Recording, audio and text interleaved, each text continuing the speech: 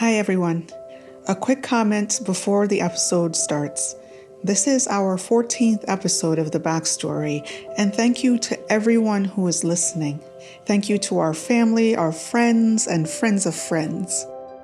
To keep making these episodes, we need your support. If you're listening on YouTube, please subscribe to our channel and share with your friends.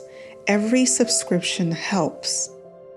If you're listening on Google Podcasts, Apple Podcasts, or Spotify, or any other podcast platform, please give us a rating and leave a review. Your feedback is really important because it keeps us going. Thank you and enjoy today's episode. They have to make it known to us. Simplifies. They have to simplify it. Break everything down to everyone to know. What I want to know more about this budget is how this money are being implemented to the last people, because you keep hearing this money is supposed to be for so ministry or work, but at the end of the day, a layman like me don't see the difference. So the people need to understand how money will be made, how money will be spent. The moment you hide these two informations from the people, it is hard for them to be able to hold government accountable. Corruption starts with the budget. That is the truth. From Triple E Media, I'm Rahmat Muhammad, and this is The Backstory.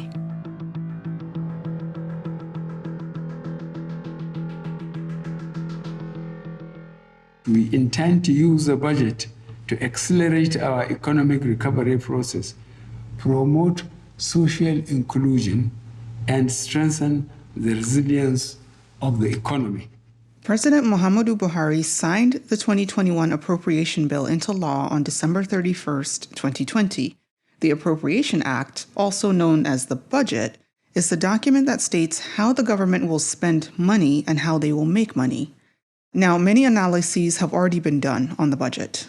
In the breakdown, 496.52 billion naira is for statutory transfer and 3.32 trillion naira goes for debt service.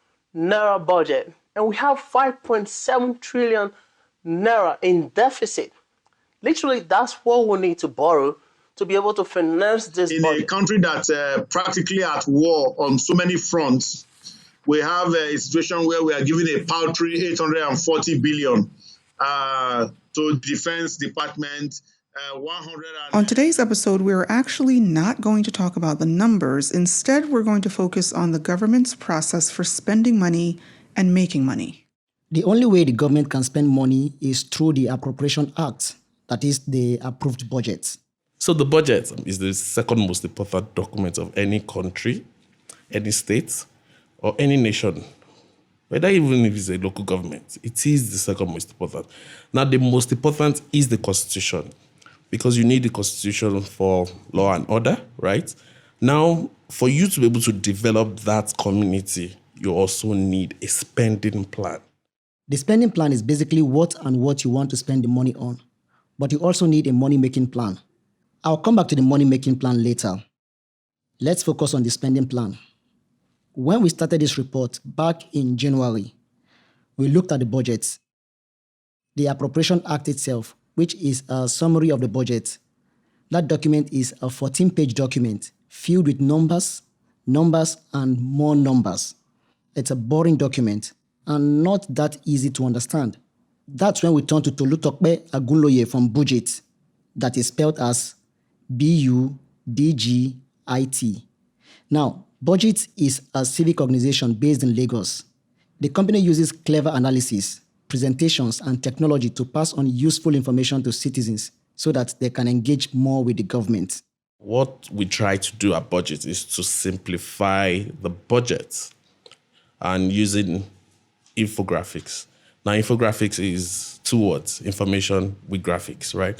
So statistics have it that once people remember an image, there's a likelihood that you also remember whatever is attached to that image. So the moment you remember that graphic, then you might remember the numbers. So with that, we make that interesting. So we do animations, we do creative designs in order for people to be able to engage with the budget. Now, the spending plan is divided into two parts. There is the recurrent expenditure and there is the capital expenditure. Recurrent expenditure basically means money the government will use to run its own operations. And capital expenditure is money that goes to capital projects. The most interesting part that connects to the people is the capital. Now, payment of salaries is for the employees, right? For the civil servants. But the capital is what speaks into development, which is connected to the people. All those can be promises. It has to go into the budget. If it does not go into the budget, then they're just campaign promises, empty promises. So for development to happen, capital projects must be captured in the budget. Now, building of schools, roads, whatever thing you can think of that is attached to development of a particular community or a state, those items fall under capital expenditure. So for the ordinary citizen, the most important part of the budget is how much money the government will spend on capital projects. Richard, how does the government determine which capital projects will go into the budget? Like which hospitals are going to get built, which roads, which schools? Very good question. Nigeria has a budgeting process. Budget process involves about 4 basic components. The first is the formulation and preparation, and which is has to do with the planning stage. And the second stage is the authorization, authorizing the implementation of the budget. And as well as the third one is the implementation. And maybe the last one, you can say monitoring and evaluation, as well as analysis of the budget process. That was Dr. Muhammad Dikwa, retired permanent secretary for the Ministry of Finance. And I worked with the Federal Ministry of Finance throughout my career. Actually, when I came into the Federal in 2003, for about 17 years ago. And before that time, I was in the state, Borno State, as the State Accountant General and the Permanent Secretary of Finance, before I transferred my service to the Federal. And then from there, I spent about 17 years in the Treasury and the Federal Ministry of Finance, and much more involved in the budgetary process of the federal government. And as you heard him say, the budget process for the federal government involves 4 stages. 1, formulation, preparation, and planning. 2, authorization. 3, implementation. And the last stage, monitoring and evaluation. Even before we get to the Appropriation Act, there's actually another document called the MTEF, which is the Medium-Term Expenditure Framework. It's usually a 3-year plan that explains how money will be generated and how money will be spent. So the new one we have here, I think, is in 2021 to 2023. That's what we have currently now. So it's easier for you to pick up the MTEF to be able to know the direction where we are going as a country, because that would simply explain your 3-year plan as a nation. So that's one. So for the budget process, that's the stage 1. You have to develop that. The MTEF is a public document and it can be found on budgetoffice.gov.ng. Now, the information from MTEF will give direction to the budget. The MTEF and the approved budget should be consistent. And also, MTEF is supposed to be developed with community inputs. Under normal circumstances, it involves the citizen, whereby the citizen has to, contribute to the budgetary process by, giving their inputs in terms of what they require. And the budget office of the Federation do what we call the gap analysis, consult the citizen of what actually they want, and then from there, they put up a document in line with the Fiscal Responsibility Act. They have to do it for every 3 years, and they're being reviewed on a yearly basis, depending on the needs of the individuals as well as the societies and the government's priorities. So if you are keeping track, the first thing we need to do to create the budget is to engage with communities to understand their needs. Do a needs assessment. Then we create a 3-year plan, which we call the MTEF. Now, community engagement and needs assessment in the planning stage is very critical. And it's actually one of the reasons why our budgets and projects fail. It's not the main reason, but it's one of the reasons. So, community A needs good roads, But you're not assuming, because you didn't go there to hold a town hall meeting with them, to seek for their needs, then you're giving them a school. Knowing fully well, maybe they have like 3 schools in that community already, but then you want to build another school, right? So by the time you build or construct or put whatever thing that you want to put there for that community, they don't own it.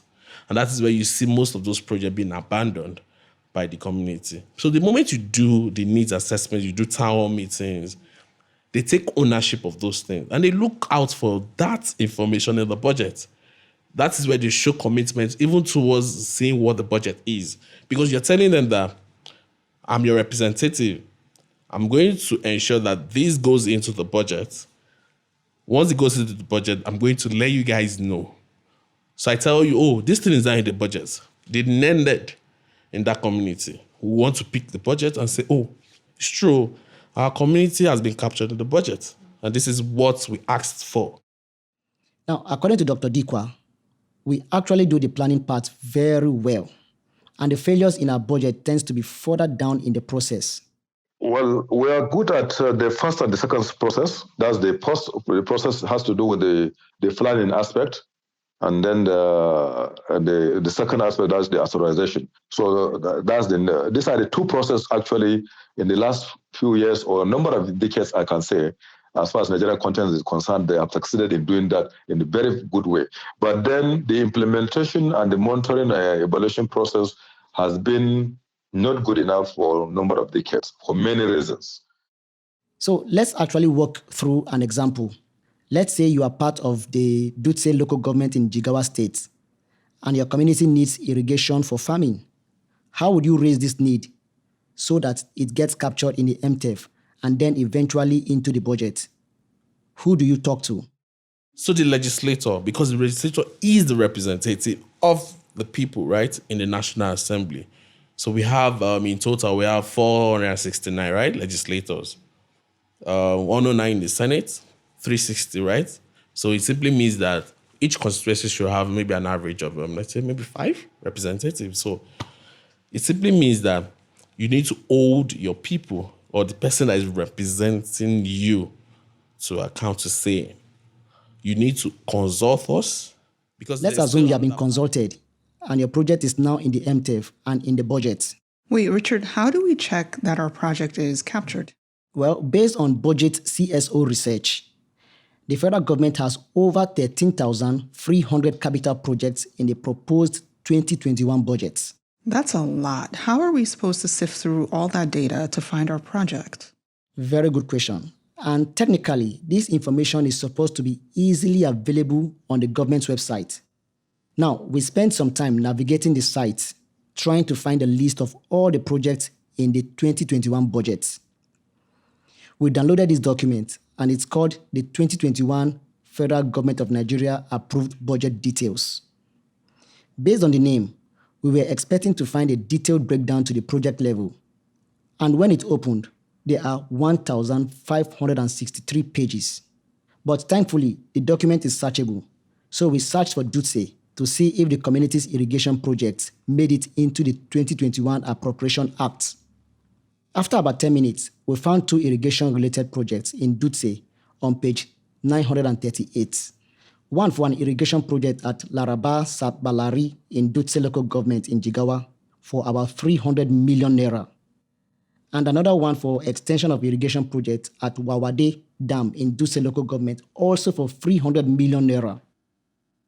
So if you belong to either of these communities and you requested these projects, then you can celebrate because there is an allocation in the 2021 approved budget. Okay, but Richard, how are communities and villages supposed to find this information? We found it because we have computers, we have the internet, we know what to look for and how to look for it. Well, I don't really know for sure how community people can get access to this information. My best guess is that the educated among them, like their local government chairman, will have access and it's up to him to communicate the information. Now, this issue of transparency is actually very important. For example, if the people of Dutse don't know that they have been allocated this money for this project, then they can't hold anyone accountable for that money. The money could be diverted and the project not even completed. And I think this is the information war that civil society organizations, CSOs, like BudgIT and Code are fighting. Now, Code is a non-governmental organization focused on teaching citizens how to hold their government accountable. Follow the Money is one of their brands. We spoke with Mukthar Modibbo from Code.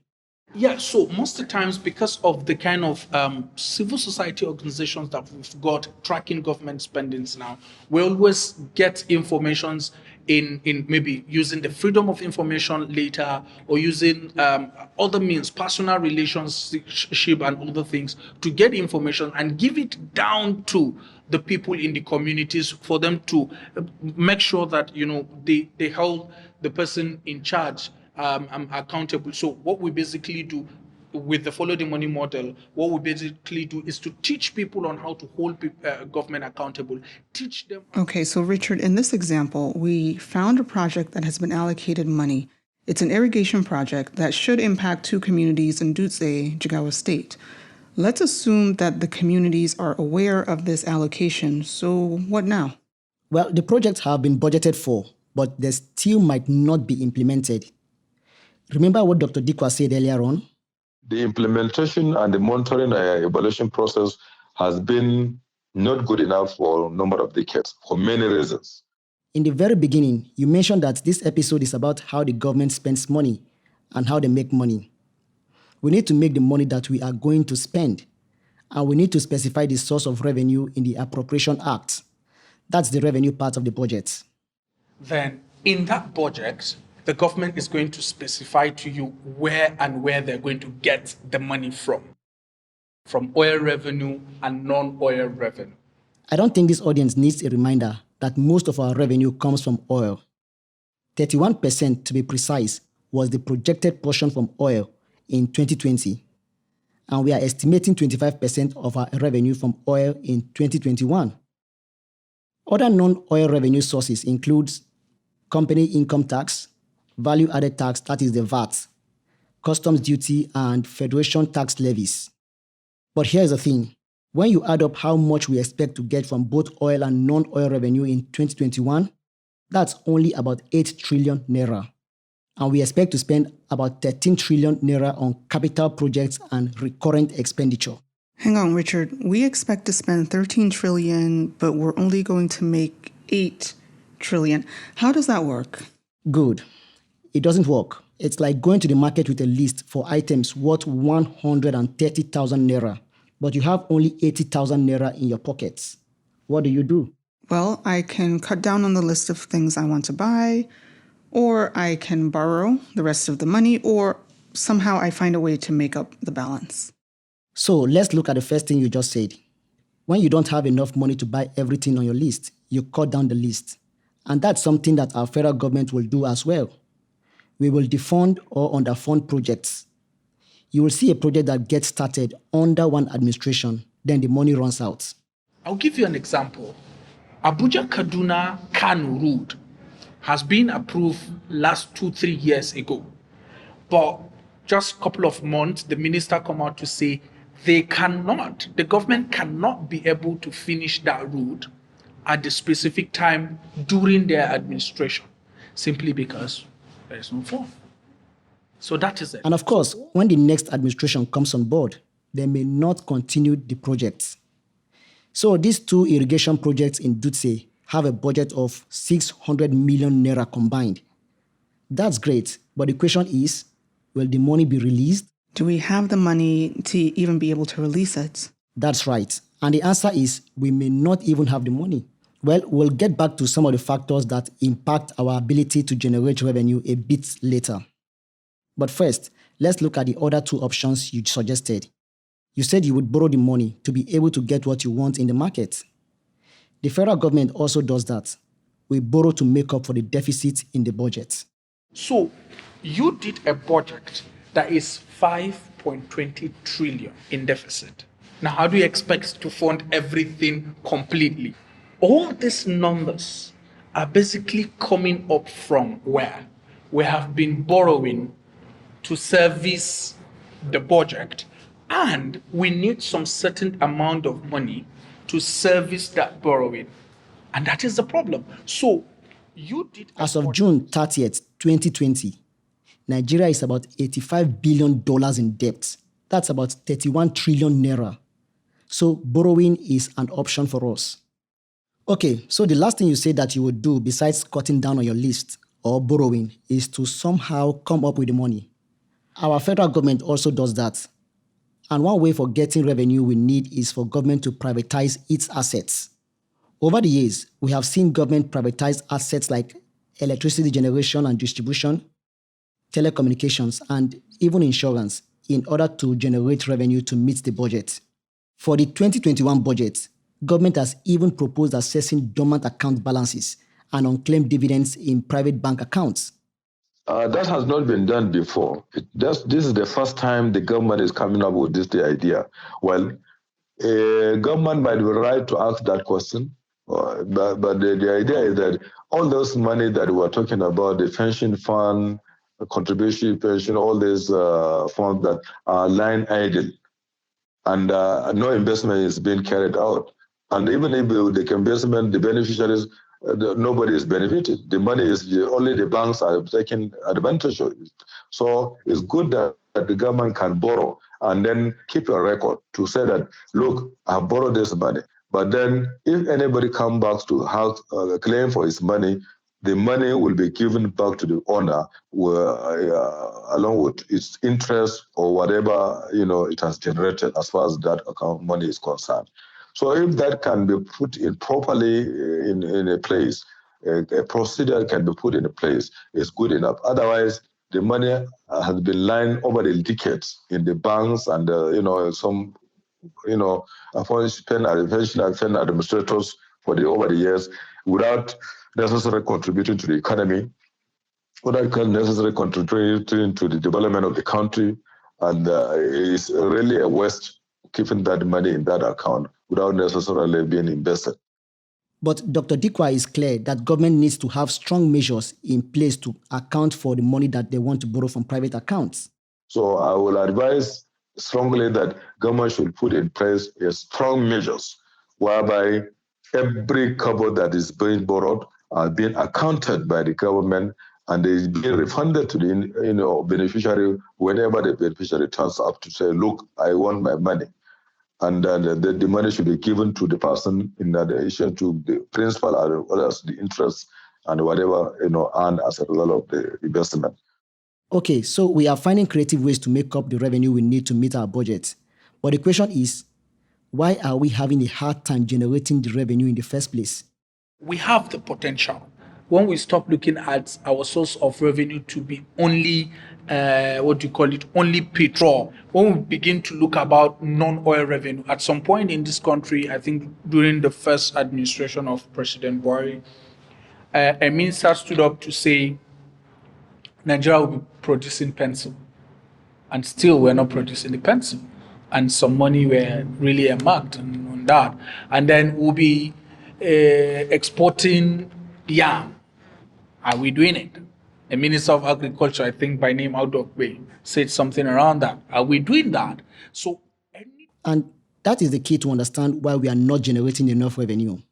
There is no accountability for generating revenue. There is accountability for spending money, but not for generating revenue. And that has been the major problem we have in this country. As far as this country is concerned, there is no consequences for underperforming in terms of revenue generation.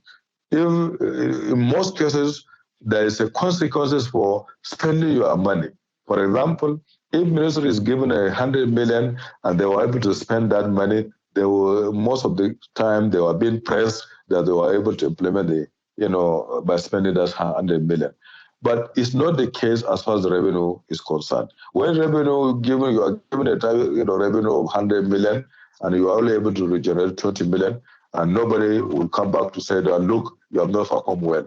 And that's, you understand, and no consequences for that, either as a result of promotion, demotion, as a result of, whichever kind of consequences that we're going to follow. But the idea is that unless that one is fixed, otherwise we'll continue to have underperformance as far as the revenue is concerned. Richard, when most of us think about holding government accountable, we usually think about corruption because it has been beaten into our heads that our leaders are corrupt and we need to keep an eye on them. Exactly. And we need to keep an eye on them. And CSOs like BudgIT and Codes Follow the Money help with that. But I think what Dr. Dikwa is saying here is key. We can put in place all the transparency and accountability measures for how we spend money. But if we don't hold people, ministries, departments, and agencies from making money in the first place, then we are not going anywhere. You have to make money to spend money. Exactly. That's right. Otherwise, we keep borrowing. So there needs to be incentive to meet revenue targets or consequences for not meeting those targets. The former AG recognizes that there are other challenges that stop us from meeting our revenue targets. Normally, targets are given without necessarily taking into consideration the, scientific basis. That, as a result of that, there is always a shortfall as far as the revenue is concerned. And sometimes the exchange rate has contributed, the government policies, political interference, global, prices of the crude oil. As far as the budget of Nigeria is concerned, is in 90% of the revenue of the budget are normally coming from the oil revenue. And if there is a problem as far as the revenue aspect is concerned from the oil sector, there will be a lot of problem, and at the end of the day, becomes an issue. And we have known for about 3 decades now that we need to diversify from oil. But this just hasn't been happening fast enough. Apart from implementation, the last part of the budget process or cycle is the monitoring and evaluation. Again, according to Dr. Dikwa, we don't do this part very well. The mechanisms that will go to monitor the proper implementation has not been put in place. Even the one that has been in place has been not properly funded for the purpose of ensuring evaluation on a periodic basis to know that whether the budget is actually being implemented or not. So that has created a lot of problem. But we do have agencies that are tasked with monitoring revenue. The Office of the Auditor General of the Federation, the Office of the Accountant General has a revenue department that monitors revenue. Then there is the Budget Office of the Federation, as well as even the MDAs themselves monitor their own revenue. But then in most of these cases, monitoring alone is not good enough, but the effort to make the revenue is now the issue. If you are given a target, for example, to generate 100 million, and you are only able to generate maybe 20 million, and you are able to remit the same that 20 million. As far as those agencies that are concerned that I mentioned, as far as they're concerned, you have done your best, because you collected 20 million, you have remitted 20 million without any retention. But what I'm all saying is that if you are given a target of 100 million, under normal circumstances, you should generate that 100 million. If you are not able to do that, then you should ask the question, why were you not able to do that? And if for any reason that it was done deliberately, there must be consequences for your failure. Otherwise, still kind of trend will go to happen. And that has been the case over the years. And that has been the major problem we have in this country. So let's get back to the 2 irrigation projects in Dutse, Jigawa State. They have been given an allocation of 600 million, but the money has to be released. And in order for the money to be released, the money has to be there in the Federation accounts. If the community does not see this release, then one of 2 things happened. 1, the agency sponsoring the project does not have the money because they could not meet their revenue targets. Or 2, the agency met their revenue targets, but somehow along the way, the money got diverted. And the community has to ask questions in order to understand which of these 2 things happened. When we spoke to Tokpe, he mentioned that there are other ways that communities can be more engaged with the budget and follow up on projects. Looking at the community or the citizens' engagement as a whole, follow the money, budget, just name it. We'll go out there to communities where people think citizens cannot even locate, to track projects. In as much there's a location in that budget line item in the budget, CSOs, citizens that even live in that community, it's easier for you to engage them. So we call those ones community champions. So you engage those community champions to be able to even give you feedback concerning those projects. So by the time you go there for the first visit, you engage them about the budgets. Then the next thing you tell them, for you to be able to engage the government proper, you need to use FY, which is the Freedom of Information request. Now you write the FY seeking for the status of that project. It is the community that is writing, not the organization that went to sensitize the community. So the community will use their own letterhead to demand for answers. Now, when I talk about this, I normally say, if you ask nice questions, you get nice replies. So the idea is, the way you approach the government will determine the way you also get your own feedback. Your response, or the response you get from them, is dependent on your approach. So if you do an FOI and you ask polite questions, because you're not saying, sir, you've embezzled this money.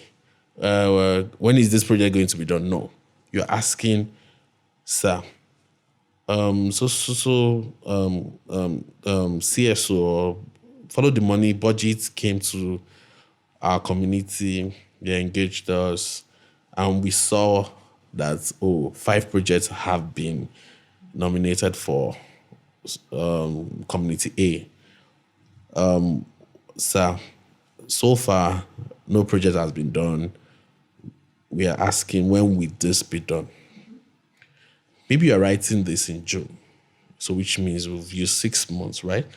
So the next 6 months, so you're asking that, so when would this project be done? So you're writing. And when the community writes, they should write to the House of Rep member and their senators. And also important to write to is the implementing agency. The reason why you are writing those 3 important people is so as to get the feedback. If the MDA does not reply, the legislator works for you, right?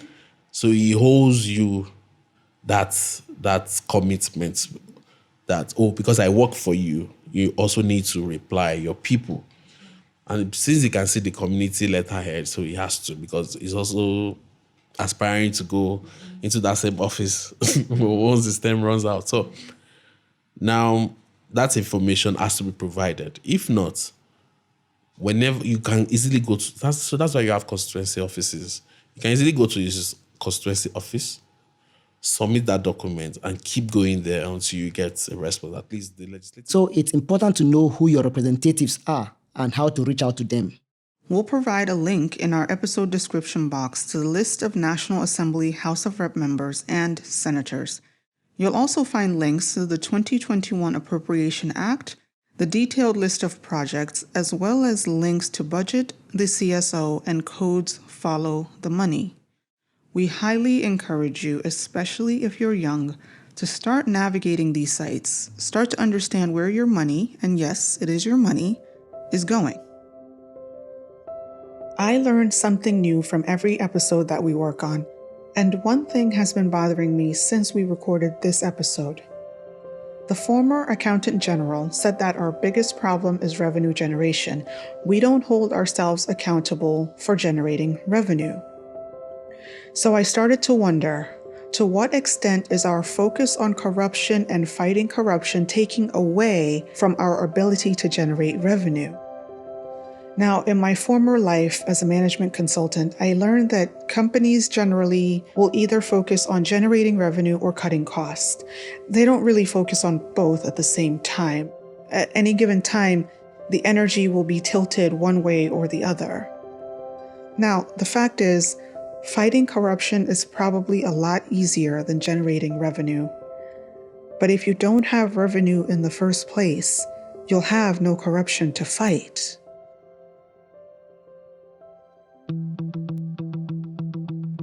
The Backstory is brought to you by E Media Productions. Production copyright 2021 by E Media Productions. If you enjoyed this episode of The Backstory and want to hear more, give us feedback. Subscribe to our 234 Audio YouTube channel. Visit our website at 234audio.com and download our 234 audio app. Episodes of this podcast can also be found on Apple Podcasts, Google Podcasts, Spotify, and wherever you get your podcasts. This episode was produced by Richard Anyebe, Dominic Tabakaji, Sam Tabakaji, and Nico Rivers. Executive producer Rahmat Muhammad. Special thanks to Tolutope Agunloye at BudgIT, Mukthar Modibbo at Code, Dr. M.K. Dikwa, former permanent secretary in the Federal Ministry of Finance, Stanley Bentu, Anthonieta Kalunta, John Iwodi, Alexandra Gekpe, Rabia Hadejia, Aredi Isha, and Mala Iwa Gbado Ikaleku. I'm Rahmat Muhammad. See you next week.